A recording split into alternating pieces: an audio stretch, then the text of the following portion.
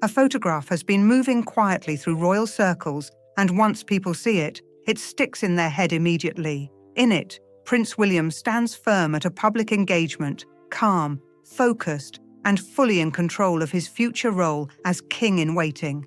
Beside him is not Prince Harry, not a senior aide, but a young man identified as James Alexander, 21 years old, positioned close enough to be noticed, yet still operating in silence and restraint. And that image alone is triggering a growing question inside palace conversations. Has the institution already started shaping who stands closest to the future king? Because one thing is being avoided in mainstream coverage, but clearly understood in private discussions. Prince Harry is no longer part of the working monarchy in any practical or visible way, and that absence is not symbolic anymore. It is structural and real. When a key figure leaves a system like this, the space does not stay empty for long. It gets filled one way or another, and that leads directly to the question underneath everything. Who steps into that space now? Right now, more attention is shifting toward James Alexander as a possible answer,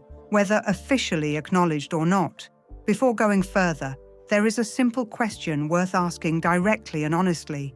When people think about the British royal family today, what comes to mind first? Is it stability, structure, and a future monarchy quietly being prepared behind the scenes? Or is it constant controversy, public drama, and the ongoing Sussex storyline that refuses to fade away? Because both narratives are running at the same time, one loud in Montecito and one quiet inside Kensington Palace, and the contrast between them is becoming impossible to ignore. To understand this properly, it starts with the turning point in 2020. When Prince Harry stepped back from royal duties in January that year, the palace released a carefully worded statement. On the surface, it sounded diplomatic, but underneath it marked a major shift in how the working monarchy would function moving forward. The institution lost one of its two frontline princes, both originally expected to share the public workload alongside Prince William for decades. From that moment, adjustments began happening quietly, not through announcements, but through internal restructuring and gradual repositioning. Harry's former role was not small or symbolic. He was meant to be the supporting spare, handling engagements William could not attend, representing the crown in smaller or distant Commonwealth events, and easing the pressure on the heir. He also balanced William's more serious public tone with a more relaxed and approachable presence, helping the monarchy feel more human in public settings. When that role disappeared, the impact was immediate and practical, not just emotional. King Charles has faced health challenges, adding further pressure to the senior structure of the monarchy. The Wales household has also had to operate with more caution and strategy in public appearances due to recent years of intense scrutiny and personal challenges. And William himself is now operating fully in preparation mode for kingship, making decisions not just for today, but for the long-term future of the institution. Within that environment, the question of trusted proximity becomes extremely important. This is where James Alexander enters the discussion. So who is he? He's not appearing randomly, and within these circles that matters a lot. He is described as someone with a background connected to disciplined environments, including military-linked experience that aligns closely with the type of structure and loyalty William is known to value. In the royal system, that kind of background is not about image, it is about reliability, discipline, and discretion. And discretion is one of the most valuable traits in modern royal life. In a world where everything can be recorded instantly, trust becomes rare, and once broken, it is difficult to rebuild. The Wales household has already experienced how damaging uncontrolled narratives can become, so caution around personal proximity is now far stricter than before. James Alexander is also noted for appearing in environments where visibility is controlled, not forced. He is present at select engagements and private settings in a way that builds familiarity slowly, without drawing unnecessary attention. This reflects an older style of royal structure, where influence grows quietly through trust, not publicity. It is very different from modern media-driven positioning, where branding and visibility often come first. And now that his presence is becoming more noticeable publicly, the timing raises questions. Why now? Why at this moment? In royal operations, timing is rarely random, even when it appears that way externally. Everything connects back to William's current position. He is preparing for kingship in real time, not in theory, but through active responsibility. King Charles, despite his strength and commitment, is managing health-related challenges that naturally increase William's workload and long-term responsibility. At the same time, William is also balancing family life, public duty, and the responsibility of raising future heirs within a constantly evolving monarchy. That combination creates pressure that requires strong internal support structures. And the absence of Prince Harry still sits at the center of that shift. To be clear, this is not about reducing their relationship to a single cause or simplifying years of complexity. The breakdown between William and Harry developed gradually through accumulated decisions, public tension, and increasing distance over time. Once that relationship became part of global public conversation, repairing it quietly became far more complicated than before. But regardless of the cause, the outcome remains the same from an institutional point of view. William is now operating without the brother who once shared that early responsibility within the monarchy. That gap does not disappear. It must be managed. And in institutional systems, gaps are not emotional problems. They are operational ones. They get filled through structure, roles, and trusted proximity. That is why figures like James Alexander are being discussed in relation to function, not family replacement, and not emotional equivalence. Those are completely different categories, and mixing them leads to misunderstanding. Harry did not just leave a family situation. He stepped away from a working institution that still has to operate every day. And institutions do not pause when roles become empty. They adjust and reorganize to maintain stability. Meanwhile, across the Atlantic, another part of this narrative has been unfolding in a very different tone. A Saturday Night Live segment aired on May 2nd, 2026, where Colin Jost delivered a line during Weekend Update that framed Meghan Markle as a hostage situation joke. The audience reaction was immediate and loud, not awkward, but laughter-driven, which reflects how the subject is being received in entertainment spaces. This is not about focusing on one joke, because the show has referenced the Sussex storyline repeatedly over several years. SNL is not fringe commentary. It is a mainstream entertainment institution with writers who track cultural relevance closely, and over time, its jokes have reflected shifting public perception, from early royal wedding commentary to more recent satirical takes. The pattern itself is what stands out, because while that public narrative continues in entertainment and media spaces, the internal royal structure continues moving quietly in the background. And that is where the contrast becomes sharper. On one side, visibility, branding, and media cycles. On the other, structure, discretion, and institutional continuity. And within that quieter system, proximity to a future monarch is not just social positioning. It becomes a functional role that influences how the institution operates over time. Because standing close to a future king is not about attention or status. It is about being trusted in the spaces where decisions, routines, and continuity are shaped without public view. A quieter layer of royal operations sits behind the public image, and it is often shaped by the people who never appear in speeches or official statements. These are the individuals who lean in just before a major address and quietly suggest that line may not land well, or this phrasing could shift the tone too sharply. They are not visible on balconies or palace steps, but they carry a huge responsibility in how the monarchy presents itself to the world. They manage the invisible structure of timing, presence, and emotional tone inside an institution that cannot afford mistakes, missteps, or public instability. They also act as the emotional stabilizers of a household that constantly operates under pressure, scrutiny, and global attention. where even small shifts in mood or presence can influence perception.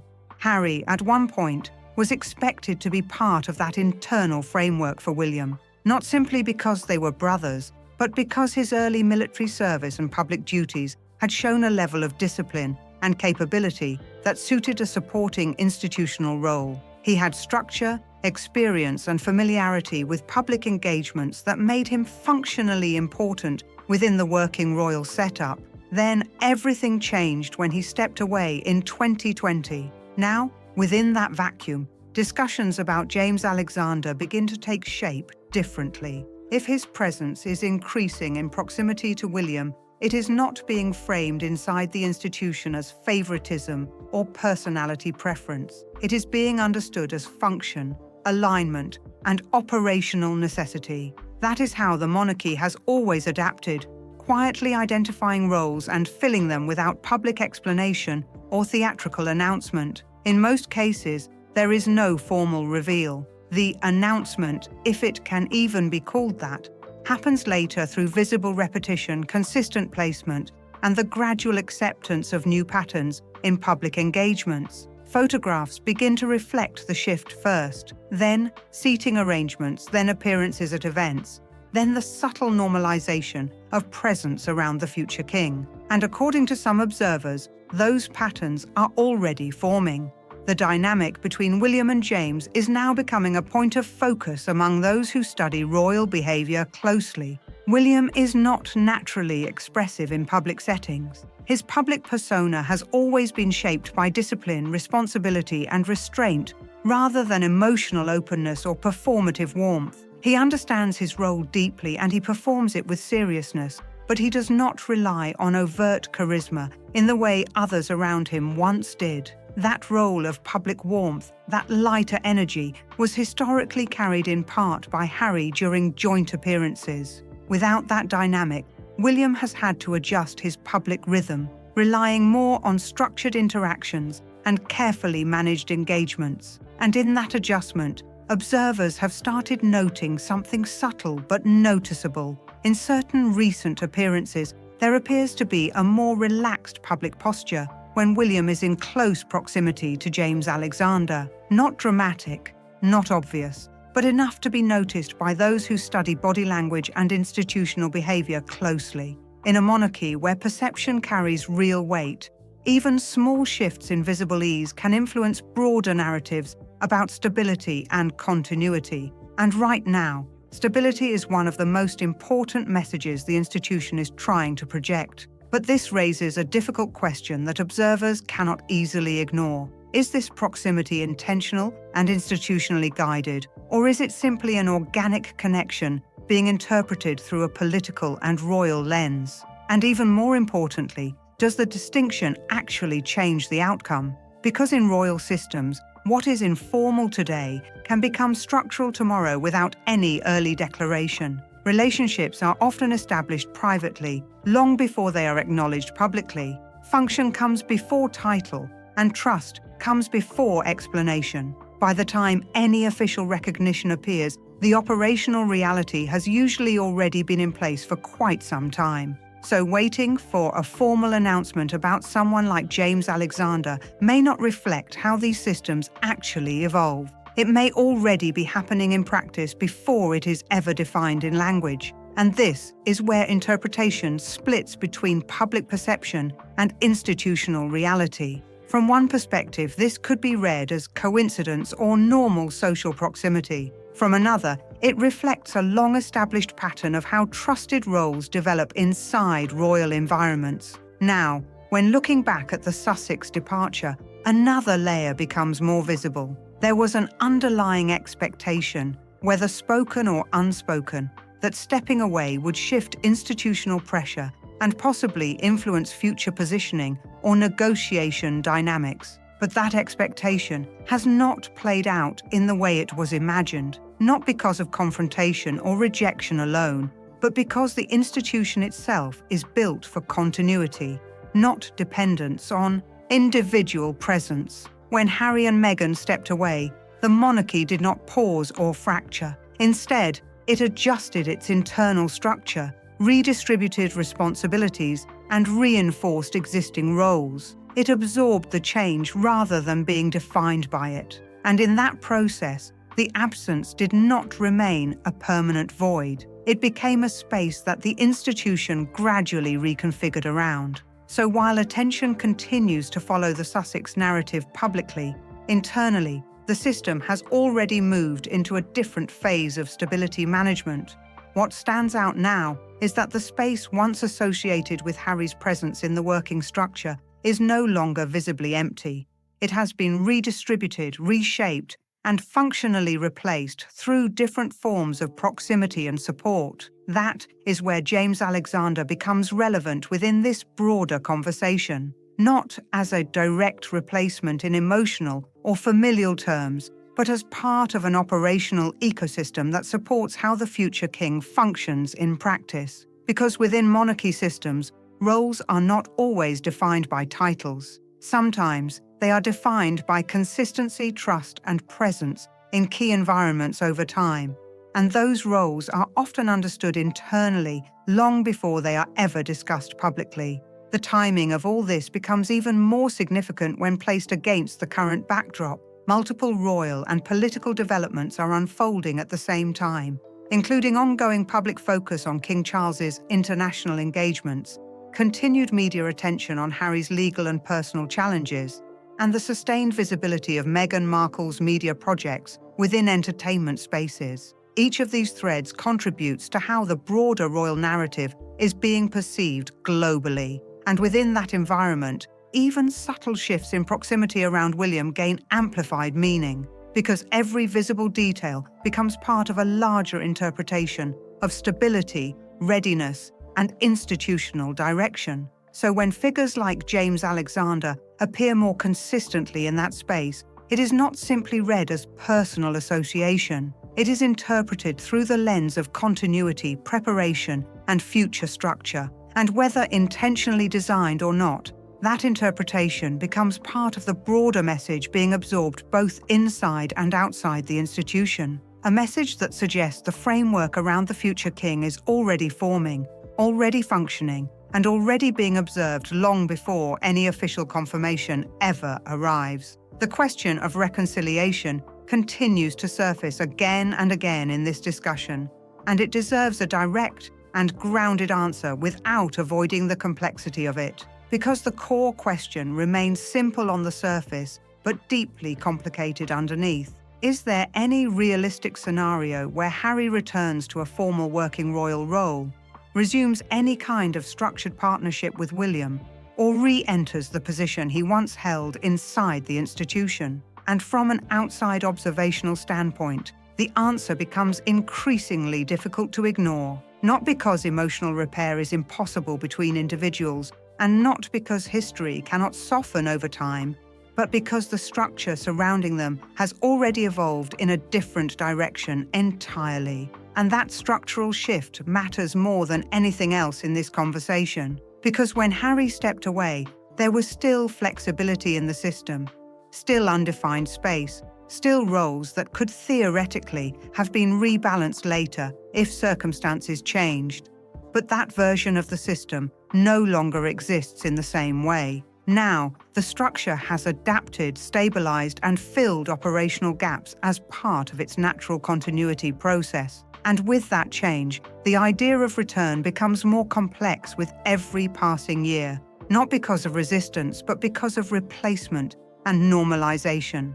When James Alexander is discussed within this context, it is not framed as emotional substitution or symbolic replacement. It is framed as functional positioning within a system that does not leave key roles unassigned for long periods of time. Once a working configuration stabilizes around a future monarch, it becomes part of the operational reality of the institution. And changing that structure later would not simply be a personal decision. It would require reconfiguration of a system that has already adjusted itself to function without that previous role. That is the part often missed in public interpretation, because institutions of this scale do not operate on pauses or open vacancies for emotional resolution. They operate on continuity, adaptation, and long-term stability. So when people talk about return scenarios, they are often imagining a world that no longer matches the current internal structure. And that is where the gap between perception and reality begins to widen. The cost of miscalculation in this context becomes clearer when viewed through institutional logic rather than personal narrative. Because what Harry and Meghan stepped away from was never only visibility, titles, or ceremonial duty. It was embedded proximity within the operational core of a global institution. That proximity carries a type of influence that cannot be replicated from the outside, no matter how large the platform or how strong the media presence becomes. From within, influence is quiet, consistent, and structurally embedded. From outside, influence becomes conditional, shaped by attention cycles and shifting audience interest. For a period of time after their departure, the external model appeared powerful and highly visible. Major interviews, global documentaries, and high-profile releases created a moment where attention was at its peak. But over time, attention begins to behave differently from institutional relevance. Attention fades, cycles move on, and narratives evolve. And what remains after that cycle slows is the core question of long-term positioning. That is the space Montecito is now being examined through in wider commentary, not as a judgment, but as a structural observation of how visibility transforms when it is no longer anchored to institutional proximity. At the same time, inside the royal system, something else continues to happen quietly, a gradual reinforcement of structure around the future king, a slow, deliberate shaping of the environment that surrounds William as he moves closer to kingship. And within that environment, proximity becomes more than presence. It becomes part of the functional ecosystem that supports continuity, which is why discussions about figures like James Alexander are not treated as isolated personal stories, but as part of a broader pattern of institutional positioning. Because once someone is consistently present in key environments, that presence begins to shape perception, whether formally acknowledged or not. And over time, perception becomes part of structure. That is how these systems evolve, not through announcements, but through repetition and normalization, which brings everything back to the central tension of this entire narrative. A personal story of departure and possible reconciliation existing alongside an institutional system that continues moving forward regardless of emotional timelines. And those two realities no longer move at the same speed. One is reflective and emotional, the other is structural and continuous. And that difference is exactly what defines the current moment in this unfolding situation. So when asking whether reconciliation is still possible, the answer is no longer just about willingness or intent. It is about whether the system itself still has space configured in a way that allows reintegration without disruption. And right now, that space appears significantly more defined, more occupied, and more structurally settled than it once was. Which leads to the final reflection of this section. The monarchy is not waiting for narrative alignment. It is continuing its own process of adaptation, building stability around the next reign and reinforcing the structure that will carry it forward into the future. And within that structure, every presence, every placement, and every visible dynamic becomes part of a larger picture of continuity. Whether intentional or not, that is how the story is being read at this stage. And that is why every new development continues to draw attention, because it is not just about individuals anymore. It is about the shape of an institution moving forward in real time. Before closing this section, it is worth grounding this in one final reminder about how these narratives are consumed publicly. Because while personalities and headlines often dominate attention, the underlying story is about structure, adaptation, and long-term institutional continuity. And that is what makes this entire situation so persistent in global conversation. Because it is not just about what changed in 2020. It is about what has already been built in its place since then. And that process is still unfolding. If this perspective made sense to you, leave your thoughts in the comments and join the discussion below. Do you think reconciliation still holds any realistic path forward?